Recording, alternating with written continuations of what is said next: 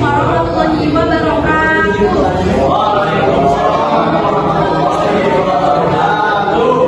Perkenalkan, kita dari kelompok 2. Di sini kami mau mempresentasikan mengenai entrepreneurship.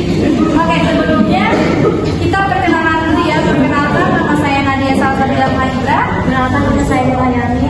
Saya Lili Iriani. Kita langsung masuk aja ya. Oke, di depan sudah ada tujuan pembelajaran kita hari ini. Yang pertama kita bakal mengenal dan memahami prinsip-prinsip entrepreneur, tetapi cara pengembangannya, memahami model proses, menjelaskan ciri-ciri pertumbuhan wirausaha, identifikasi penyebab kegagalan entrepreneur. Oke, materi kali ini sudah penting ya teman-teman, karena kita bakal belajar cara jadi pengusaha yang siap mental, punya rencana, dan mampu bertahan di dunia bisnis. Oke, next slide. Dan kita bakal masuk ke prinsip-prinsip entrepreneur. Prinsip yang pertama yaitu jangan takut gagal. Teman-teman, kalau kita mau jadi pebisnis, jangan sampai rasa takut gagal menghasilkan langkah kita. Karena kegagalan itu bagian dari proses menuju kesuksesan teman-teman.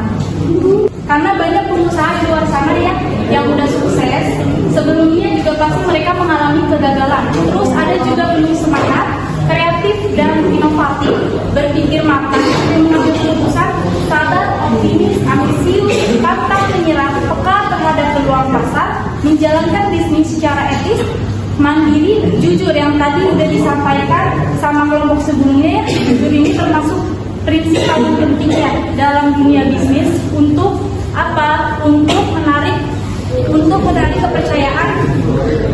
kepercayaan customer ke kita ya. Terus juga ada ramah lingkungan. Oke, next selanjutnya ini kita bakal menjelaskan tahap pengembangan seorang wirausaha.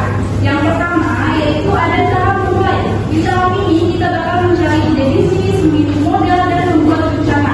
Misalnya mau buka usaha makanan, kita riset dulu pastikan menu dan lokasi yang cocoknya. Yang kedua ada tahap melaksanakan usaha. Di sini di tahap ini kita benar-benar melaksanakan dan menjalankan usaha kita, kayak mengelola keuangan, terus juga promosiin produk kita. Terus selanjutnya ada tahap mempertahankan dan mengembangkan. Oke, dalam dunia bisnis itu kan kita nggak mungkin ya udah menjalani kita stuck di situ aja. Udah pasti kita harus kembali bisnis kita dong supaya benar-benar sukses bisnisnya. Gimana caranya? Yaitu kita terus evaluasi, apa yang harus diperbaiki, kayak apa menambah cabang atau produk baru. Ini tahap untuk mempertahankan dan mengembangkan bisnis kita. Oke, selanjutnya bakal dijelaskan sama teman saya, Nur Hayani. Sekarang kita masuk ke model proses kewirausahaan.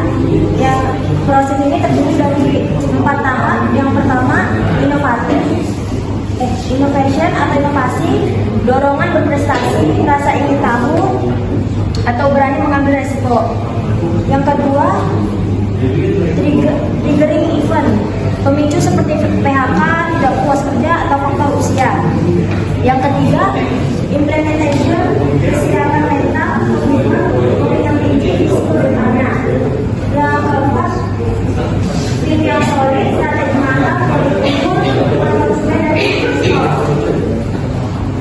Ada juga ciri-ciri pertumbuhan entrepreneurship. Ada 3 ciri-cirinya. Yang pertama itu imitasi dan duplikasi, yaitu meniru ide usaha orang lain. Yang kedua ada duplikasi dan pengembangan, memodifikasi produk atau jasa agar berbeda. Yang ketiga kreasi baru, menciptakan barang dan jasa original sesuai kebutuhan pasar. Ada juga penyebab entrepreneur, yaitu faktor utamanya masuk bisnis terlalu cepat tanpa perencanaan. Yang kedua kehabisan modal. Yang ketiga perencanaan lemah. Dan yang keempat kekurangan pengalaman dan keterampilan manajerial. Yang kelima pengendalian keuangan hidup. Yang keenam lokasi usaha tidak tepat. Dan yang ketujuh pertumbuhan tak terkendali. Ada juga sikap atau mentalitas yang tidak siap, tidak mampu mendelegasikan pekerjaan. Jadi kesimpulannya udah tahu ya apa yang tadi kita sudah bahas.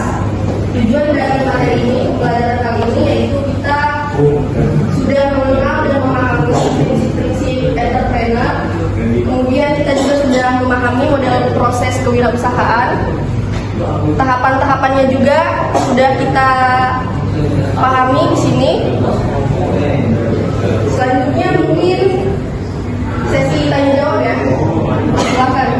Oke teman-teman, siapa yang mau bertanya? Saat memulai usaha, informasi apa saja yang harus kita riset sebelum membuka bisnis? Izin menjawab ya. Saat memulai usaha, informasi yang kita butuhkan tuh yang pertama, kita harus riset kebutuhan pasar dulu. Terus yang kedua juga target konsumen. Yang ketiga, lokasinya strategis. Jangan kita mau jualan makanan tapi di tempat sepi, di kuburan gitu ya. Terus selanjutnya modal yang kita juga harus cukup. Jadi harus ada perencanaannya dulu. Selanjutnya juga udah sih itu doang. Junior.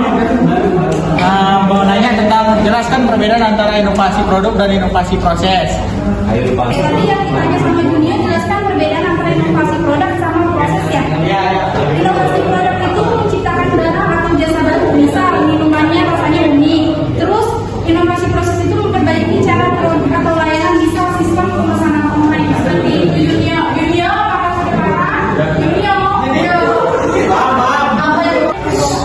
Hubungan antara kreativitas dan promosi dalam kewirausahaan. Ini menjawab pertanyaan dari Arya.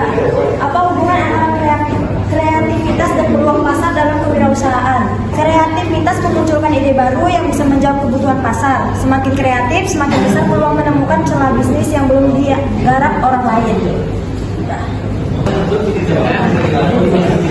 Kalau kita ingin membuka usaha thrift atau pakaian bekas gitu ya, prinsip entrepreneur apa prinsip entrepreneur mana yang paling penting, yang paling cocok dipegang lah. Di sini saya akan menjawab pertanyaan dari Mas Rehan. Gimana kalau dia mau buka usaha thrift, prinsip entrepreneur mana yang paling penting buat dipegang? Menurut kami, prinsip pertama yaitu kejujuran ya, karena kita harus jujur buat menjelaskan kondisi barang. Thrift itu kan barang-barang bekas kan, jadi kita harus jujur.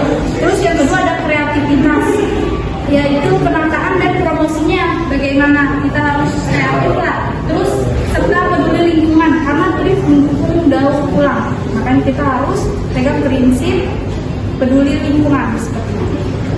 Paham ya kan ya? Oke, lanjut.